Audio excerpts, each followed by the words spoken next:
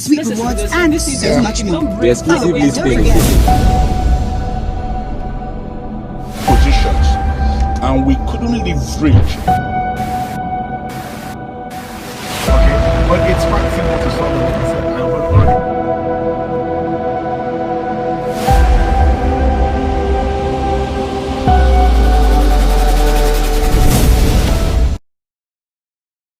Engaging on these issues by responsible citizens is leading to more awareness and to a cross-pollination of viable ideas. The Parliament is a radio town hall where participants are referred to as parliamentarians who, rather than whining and complaining on the sidelines, get involved. So with great joy and anticipation, I welcome you to the Thursday edition of the Parliament. And today on the Parliament, we take particular interest in what happens and happening to the businesses of the Southeast. There's a gradual but steady decline in both volume and the profitability of these businesses. And what is alarming is that the trajectory is unattended to by major stakeholders, and so likely to continue and escalate. The prices of goods are skyrocketing. And have you ever asked why? With youth employment estimated to be fast approaching 50%, misery index at 50.68%, Nigeria is a hunger alert hotspot according to FAO and WFP. And with over 20,000 Nigerians seeking asylum, is it getting better or worse? What are the reasons and what factors are responsible for this growing decline? And it is common knowledge that what happens to businesses affects everyone. Businesses employ people, and when they pack up, people lose jobs, leading to further unemployment. How do we salvage our businesses and restore the dying and ailing that are about to die? This and more we will interrogate this morning on the Parliament. I'm Uche Gabriel, and thank you for joining us.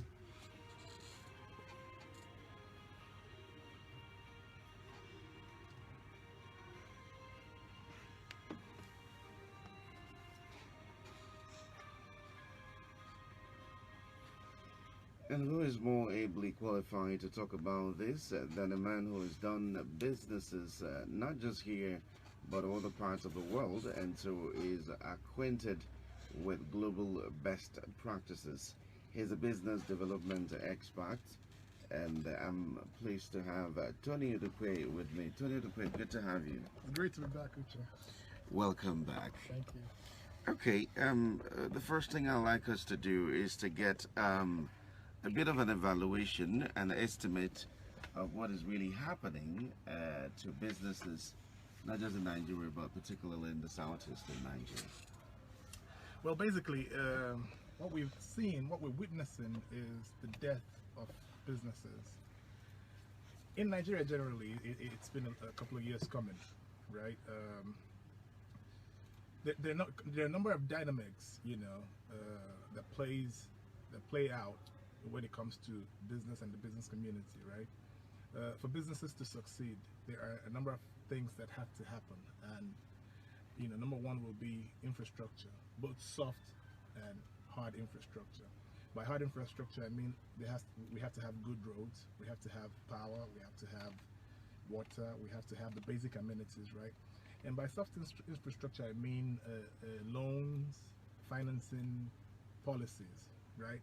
Have to be in place and have to be top-notch for businesses to succeed. So if you look at countries like Germany, Japan, America, and some of the first world countries where businesses do very well and have produced what we call unicorns. Unicorns are businesses that are up to $1 billion, worth of investment and more. Those are unicorns. And so we find that countries like America, China, and some of these big names, have produced unicorns. And these are stories that Nigeria can only tell. We're not even dreaming of producing unicorns. But these were possible because, they have very great infrastructure in place, both soft and hard infrastructure, right? And so it is very important for all of this to be in place. So Nigerian businesses have been suffering for a couple of years because of the absence of these. But in the Southeast, businesses are suffering even more with the advent of this new IPOB mandate to sit at home, right? And so what you find is that businesses are actually dying. Now, last year, I wrote a couple of letters to a couple of institutions that have to do with businesses in the Southeast, and I predicted that this year is going to be a tough year. Not as a prophet of doom, but I checked all the economic indices, and I found that this year is going to be a very tough year for businesses in Nigeria in general, but particularly in the Southeast. Because you find out that a couple of months ago we talked about brand ownership here. Okay. Brand development and brand ownership, right? So you find that Igbo wealthy traders are wealthy, but are working harder than they should because they are selling another man's commodities. They don't own the brands they sell. They're not into production. That's right. So you find that the wealth is actually trickling down at a very low rate. Imagine if they own the brands and everything sold, they take a large chunk off. They would have been better. They seem to be okay with just selling another man. That's right, but I think it's because of a lack of know-how. It's because of a lack of know-how. Because if they knew that it was possible for them to own some of those brands that they sell, wouldn't you rather sell your own brand than slave for somebody else and take trickles? Take little peanuts for which else. Someone could say is a form of economic colonialism. Exactly, that's what it is. So I made this analogy that people like Dangote is the wealthiest African in the world, wealthiest black man in the world. You know how that is possible? Igbo traders made him that wealthy. How? But Dangote did not have the Igbo traders carrying his noodles and his sugar and distributing them all around Nigeria. Dangote would have to pay to open up outlets. Okay. To carry those commodities and distribute them. But what he has, he's riding on the back of the hard work of Igbo people who would go to Kano and set up warehouses, source their own capital, 10 million, 20 million, 30 million, and go give it to Dangote and carry his commodities and come start to do the distribution. Now, for Dangote to set up that kind of distribution chain, it will cost him a lot of money. Well, because of these Igbo traders, he doesn't have to invest in that, and that is money going into his pocket, right? So what I'm trying to say in essence is in the Southeast, we are traders, right? And then sitting at home doesn't help us. We're already struggling. Sitting at home doesn't help businesses. Imagine an Igbo man who takes a loan, a term loan from a bank, 5 million, 10 million, that you have to pay back in 6 months. And then in a month, you sit down up to 5, 6, 7 times. How do you pay back that loan? You're killing that business. That business is suffering. And as that business is suffering, it would have to lay off labor. People who that business had employed would have to go sit at home because the business can't afford to, pay them anymore. Now, to buttress your point, there's an Al Jazeera report on the sit at home. Since July, the indigenous people of Biafra IPOB, which is agitating for the secession of the SWAT of the Southeast, that is home to the Igbo ethnic group, has issued sit-at-home directives to people across the region. The restrictions were imposed following the repatriation from Kenya of a group's charismatic leader, Nnamdi Kanu, to face trial on 7 federal charges, including terrorism and treason. Now, like someone that mentioned, Nwankwo, who is a businessman and who is, of course, very affected by the incident, many residents of the region say the lockdowns are now having a serious economic impact on them. Absolutely. A survey carried out in the region by Lagos-based geopolitical advisory firm SBM Intelligence found that 2/3 of respondents felt their productivity was extremely affected by the restrictions. Of the respondents who said their productivity remained the same, half were students and teachers who were already at home for the holiday.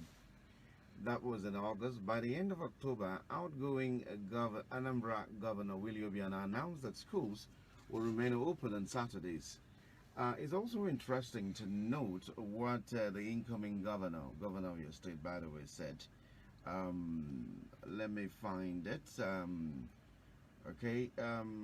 They were estimating what they lose each time the market does not open. Yeah.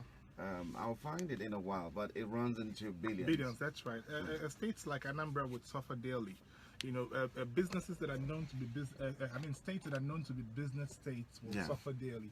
You know, it's like what happens every time Nigeria announces a public holiday. We have one too many holidays in this country, right? And so it's the same thing that's happening to the Southeast on a weekly basis, right? You shut down businesses that should be making money, right? You're actually killing, you know, the regional GDP by doing that.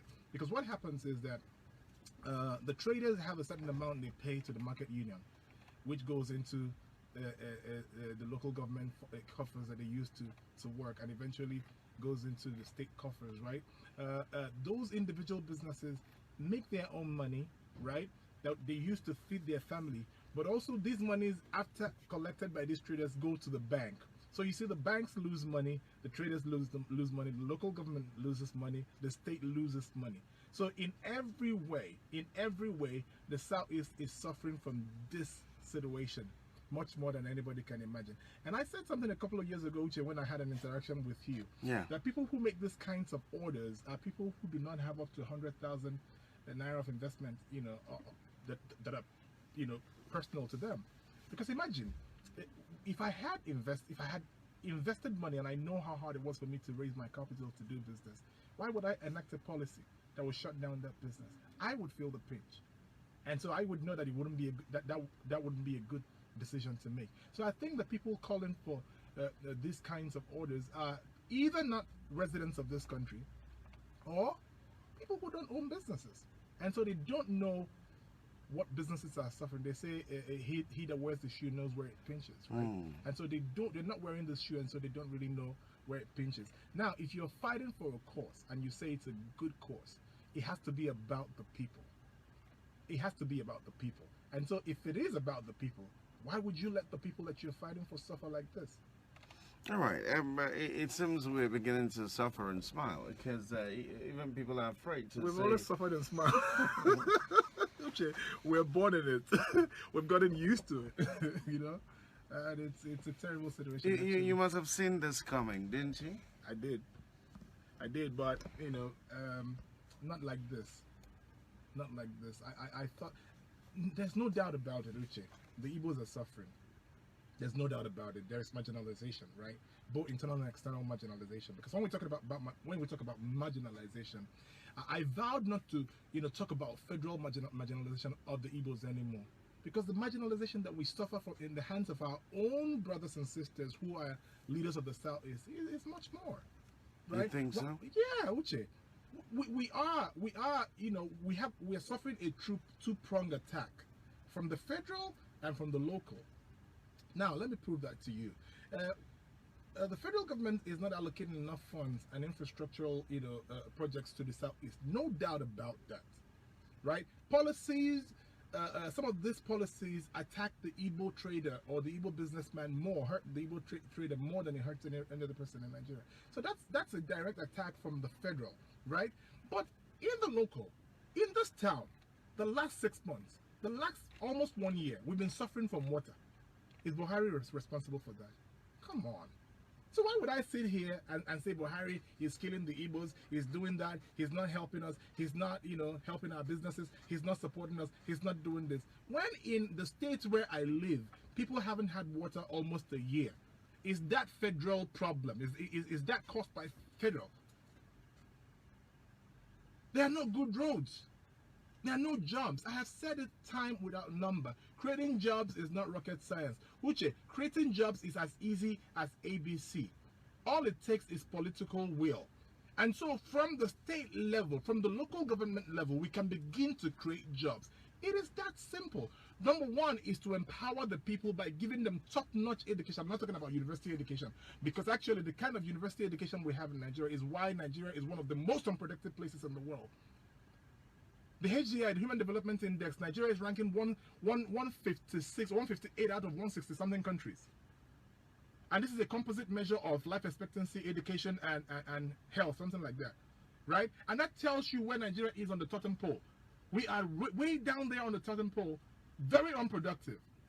right? So we need to invest in top-notch education, financial literacy, business literacy, teach people how to make money without necessarily having money. There are businesses you can start today and start making money, and you don't need 100,000.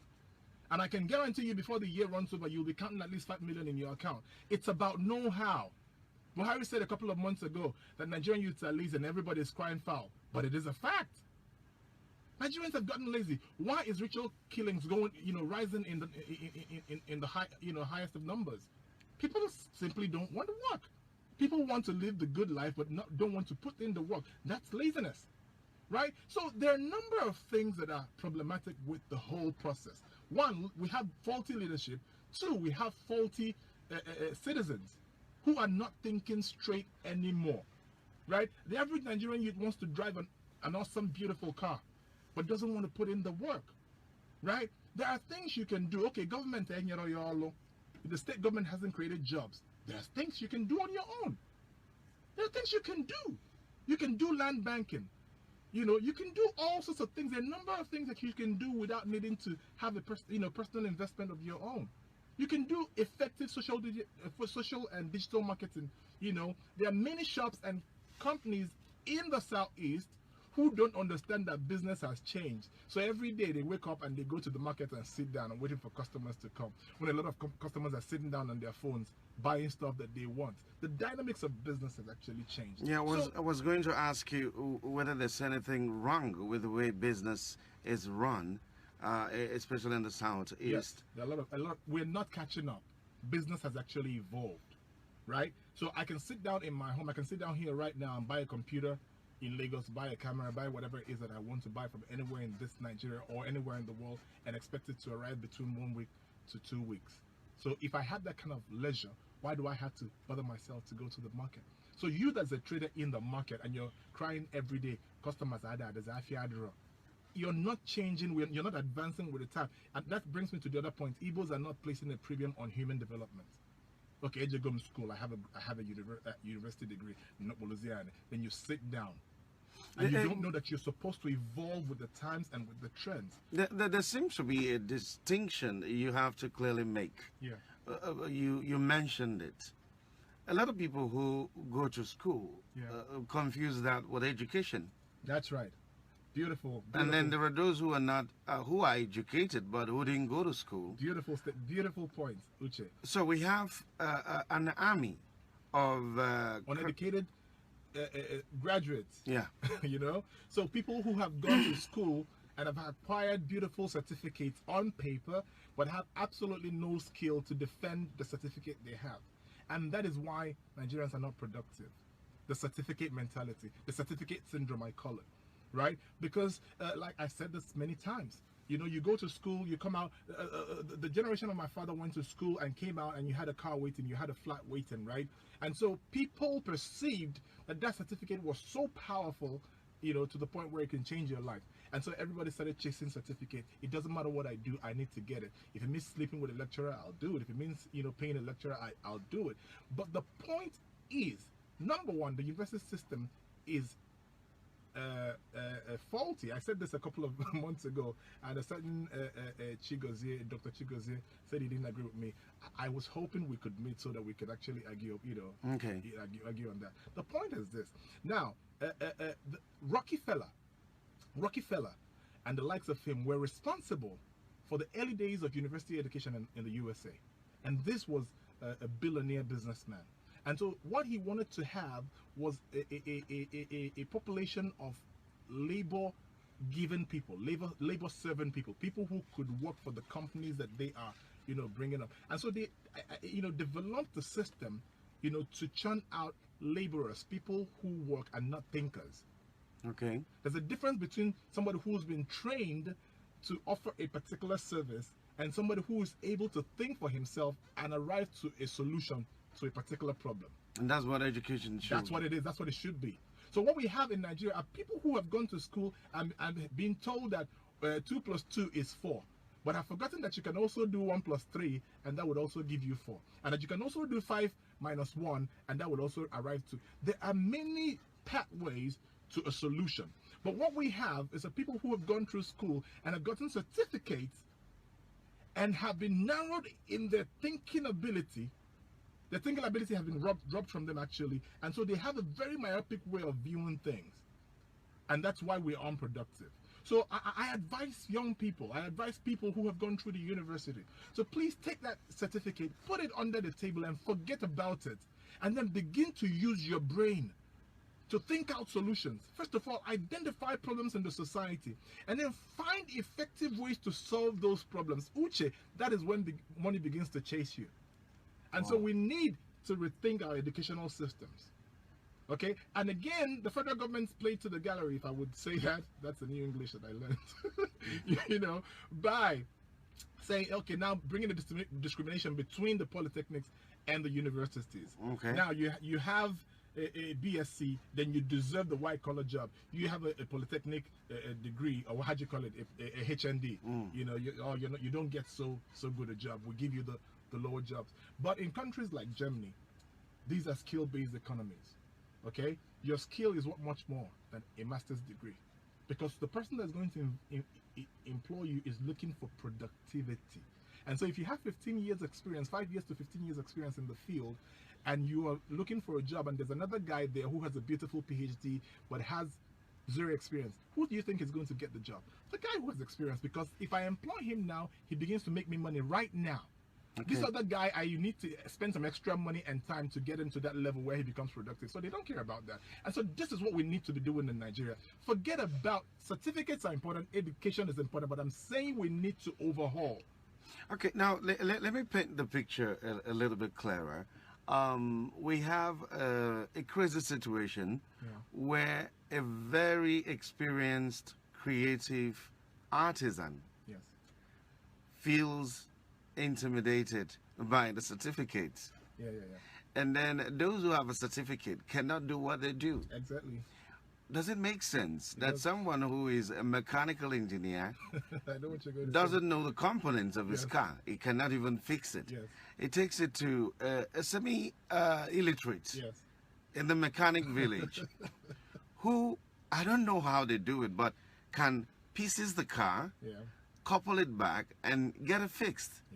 So it appears that our priority doesn't seem to be creativity and productivity. No, it doesn't line up.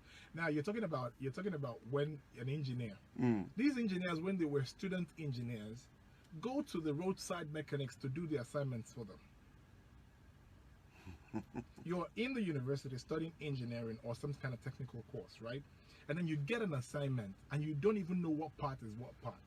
You have to go to the roadside engineer, the roadside mechanic or artisan to help you do the assignment, through which you're going to get a degree, and tomorrow you're going to lord over him this illiterate. And yet he's more educated than you are in the field that both of you operate. It doesn't make sense. So in the Western world, what we're finding lately is that they have institutions who actually bring this, artisans that are good in their field and certify them. Okay. Put them through a simple, not a theoretical, test, but some kind of physical test or hands-on test, because these guys are good. And at the end of the day, you give them a certificate that says he's been certified in this field, and so he can work for any company. You see, these are economists that are thinking straight.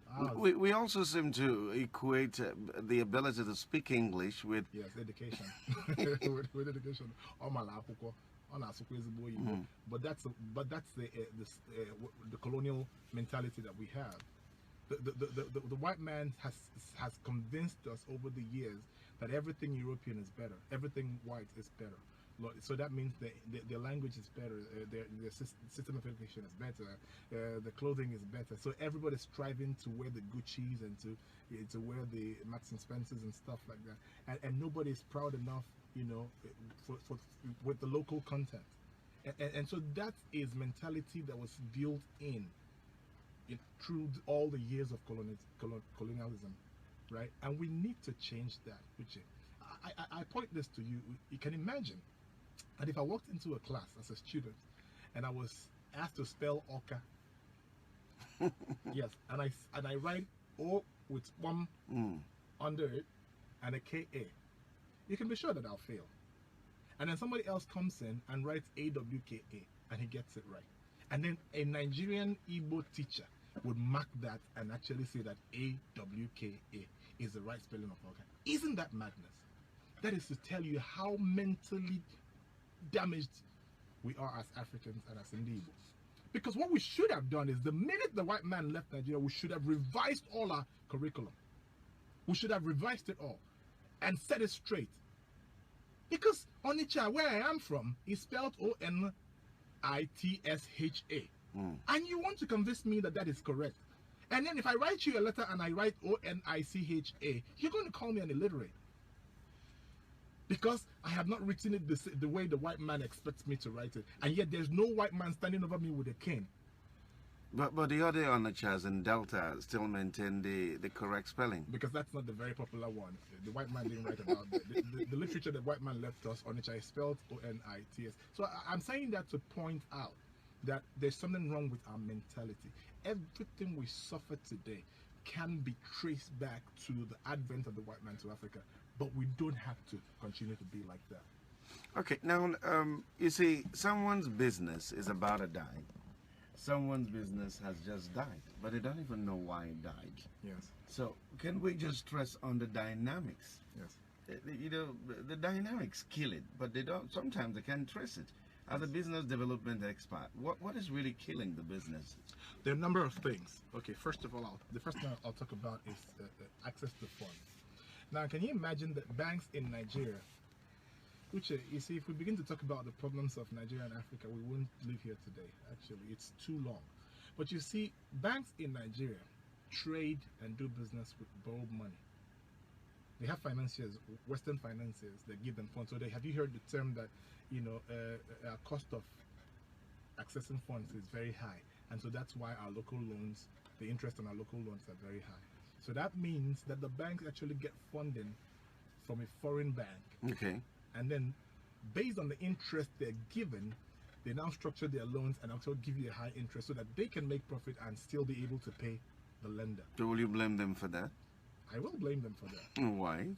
Because what we would have done is detach ourselves from the Western, from the fangs, you know, of the Westerner.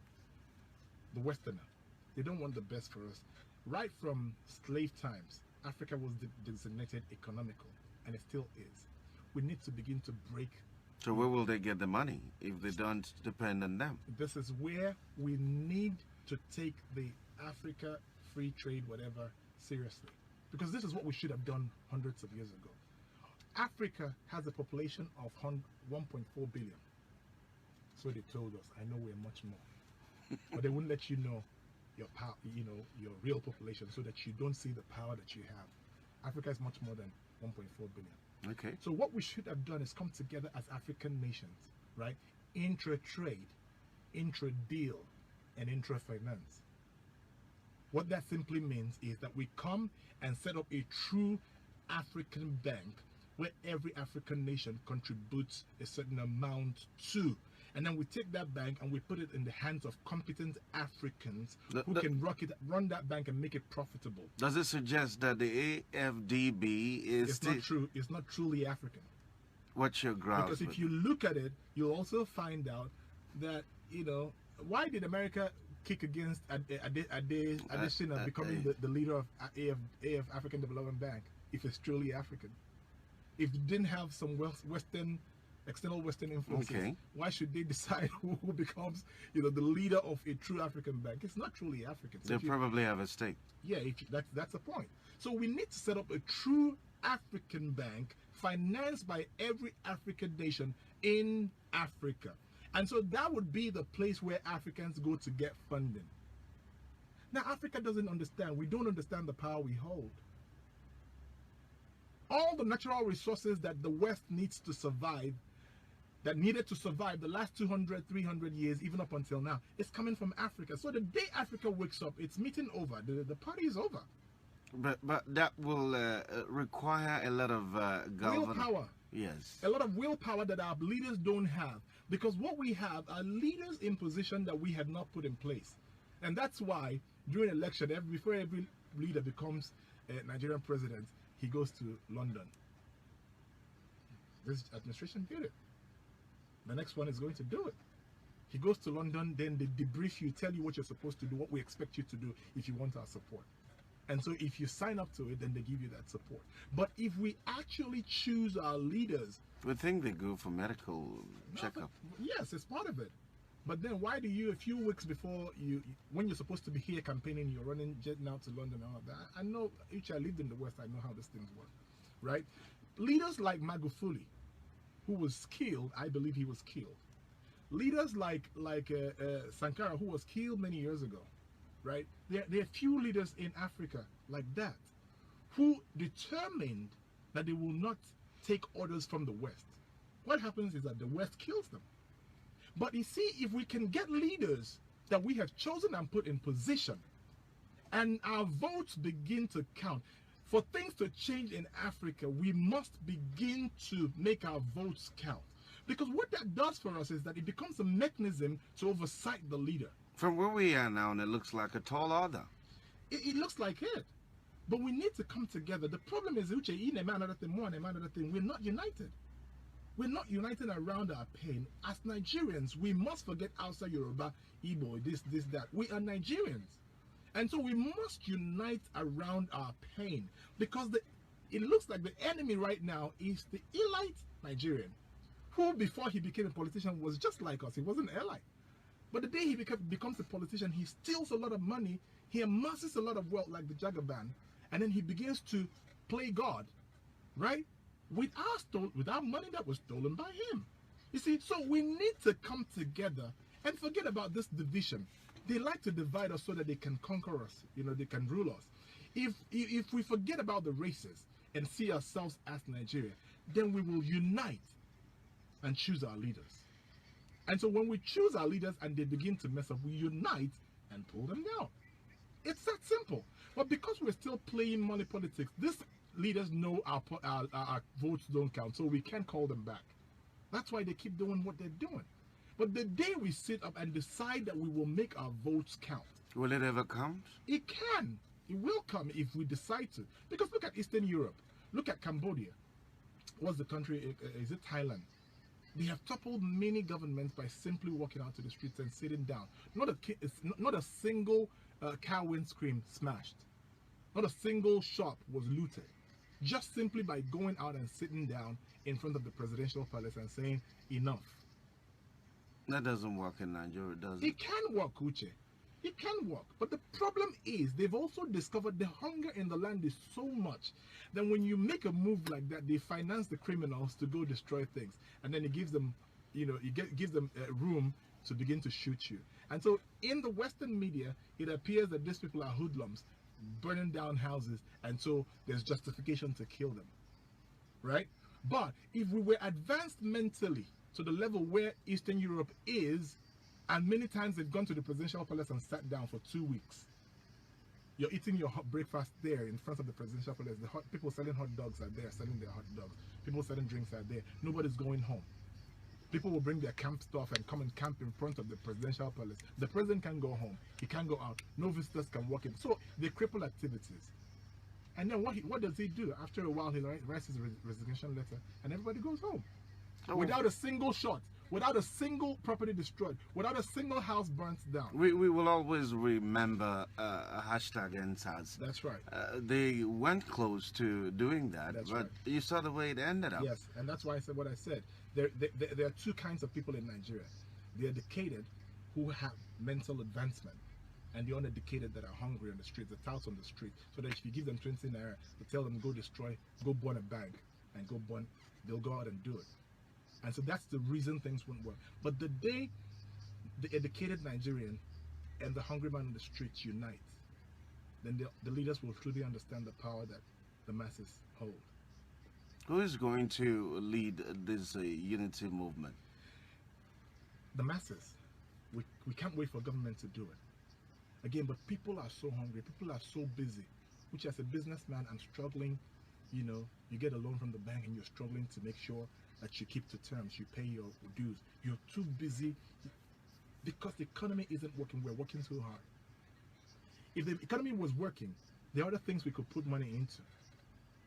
Individuals can actually set up think tanks individuals can come together and set up institutions, political institutions that their work it will be to educate the masses. Is it impossible to rise above the prevalent situation? It is not impossible, but it requires work. It requires work. And what I'm saying in essence is that because people are struggling, even the very well paid. You can imagine a banker who's paid 450,000 naira a month. You would say it's a lot of money. But if you actually look at it, that person is not earning up to $1,000 a month. And so he's actually earning no money. And yet that's the person you look at and you say he's living very well. He's not living well. He's struggling as well. And so he needs to make his ends meet. He's looking for extra ways to, augment his income, to pay school fees, to pay rent, to do. So he's not thinking about your general Nigerian problem. And that's why the politicians don't want to fix things. They don't want to give us that time. They want to make sure that you're struggling all the time so that you can't even sit down and think about society and what you can do to help the society, right? But we must come together as a people. Now, people are listening to us right now. There are people who are listening to us who have the resources to do this, but they're not doing it. The resources to actually come on radio and talk about what we can do, unite the people. The resources to set up register institutions and gather people and then begin to brainstorm what can we do to make the Southeast a better place. It doesn't appear anyone was born to do that. It's a calling, Uche. It's a calling for which we must take seriously. There are people who have that call and they feel it in their heart. But a lot of them are afraid. Yes, a lot of them are afraid. Afraid of what? Afraid of the dangers. It's not easy to challenge the government. We live in a country where we do not have effective policing, right? Okay, imagine that in the West you can criticize the Biden, call him by name and criticize him, and still walk to the bus stop and take a bus and ride home. You can be sure you are guaranteed that security because there are infrastructure in place to make sure that you are safe. There are cameras on the street, right? There are cameras on the street. There are different police posts at different points. There are police vehicles at every 10 meters or so you'll find a police car, parked there. So you are comfortable that you can walk home and nothing is going to happen to you. Now, in Nigeria, the situation is different. So you can decide to criticize the government, but are you going to get home safe? All right, let's begin to look at how do we get out of this? How can we begin to save the businesses? Because if the businesses collapse, people are sacked, that's right. People lose their jobs. Crime rises. So is it too late to avert a bit of it? No. Now, my advice, this is going to be very professional advice. My advice is that people must begin to rethink their businesses. Commodity trading, if you don't have a lot of money, don't do commodity trading. By commodity trading, I mean the FMGCs, the fast-moving, consumable FMCGs, the fast-moving consumable goods. If you don't have a lot of money, don't go into that. You see people who are struggling. You borrow 100,000 now, you're going to open a provision store. Now, what's going to happen is that you're going to deplete that capital. Because the price of transportation is rising every day. The price of the dollar against the naira is rising every day. So what it's doing is that, a lot of commodities that used to be the common man's, consumable is fast entering into, the luxury, list. Gas has entered the luxury list. Not every Nigerian can afford gas now. This wasn't the case 1 year ago. So a lot of things, very soon bread will enter that list as well. Very soon spaghetti. Bread? Yeah, very soon spaghetti. Listen, the price of the dollar will the cost of the dollar will begin to rise, will continue to rise. My prediction is that this year the dollar might actually hit 1,000 naira for a dollar. I'm not a prophet of doom, but look at all the indices. Right? And so if that continues to happen, then if you have 100,000 naira, commodity trading isn't what you should be doing. You should be looking for a business that does not require you to put down your hard, earned capital down for a commodity that you're not sure you're going to sell. Look for services to offer. Because if you offer services, you don't necessarily have to buy, commodities. What you do is that you sell somebody else's commodity. But we need the commodities. Yes, that's why I said if you're not very wealthy, don't do commodity trading.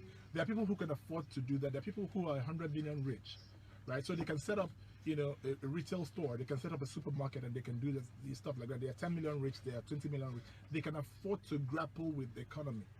They have some allowance to do that. But if you don't have a lot of money, don't do commodities trading. What you do instead, this is why I say, human development is very key. You must evolve with the times. Learn digital marketing. Learn how to sell on Facebook. Learn how to sell on Instagram. Learn how to sell on Google. Learn how to use your computer to sit in your home and sell stuff for people. So what you can do is, if you have the skills, there are so many people struggling to sell their stuff because, they just don't understand that a large chunk of the market has been lost because they don't have time to come to the market.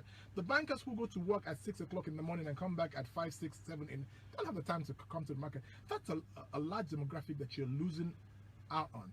So if you know how to do digital marketing, you can actually access those people who don't have time to come to the market and sell your stuff comfortably to them and deliver their commodities to them for an extra fee. So the location of the market has changed? It has. There are people who still go to the market, yes, granted. But you see, the people who really can afford to buy a lot of stuff don't have time to go to the market. You must target them. So as a young person, and you're saying, all I draw, all day, you just don't know how to make money. Right? Offer a service. Money follows the skill that you have. Right? There are many supermarkets, many electronic stores in this town that you could help sell their stuff. Go to their store. You're gonna put in the refrigerator. You're gonna put in this TV. Oh, this camera is great. I think people can buy this online. Take a shot of that camera. Go put it on social media. Pay 1,000 naira a day to promote it. People will call you from all over Nigeria, from Niger. I'm telling you a fact. As a matter of fact, that's very possible. And so you can actually sit down in your house and make up to 75,000 to 100,000 naira a month without buying commodities.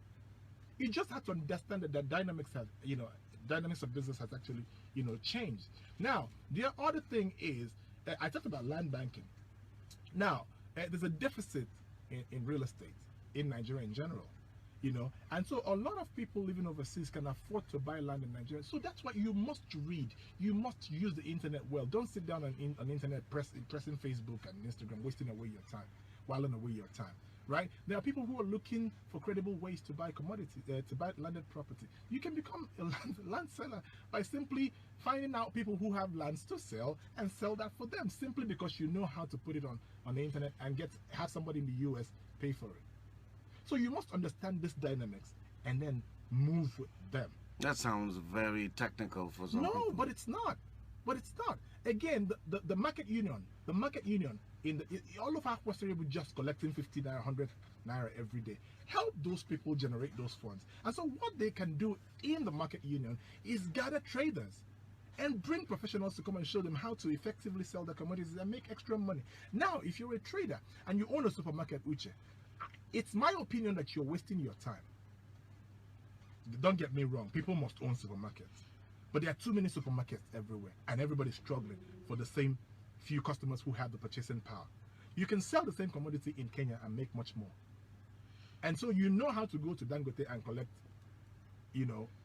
raw materials. Some of those raw materials you are collecting and selling in Nigeria are also needed in Kenya. All you need to know is how to find a buyer in Kenya and ship those things to and earn in shillings that eventually converts to dollar and comes back to you in dollar. So you're making much more without much more struggle. It's know-how that you need to learn. Human development is key to survive in the present day business fair. All right, we'll go for the news, and when we return, it was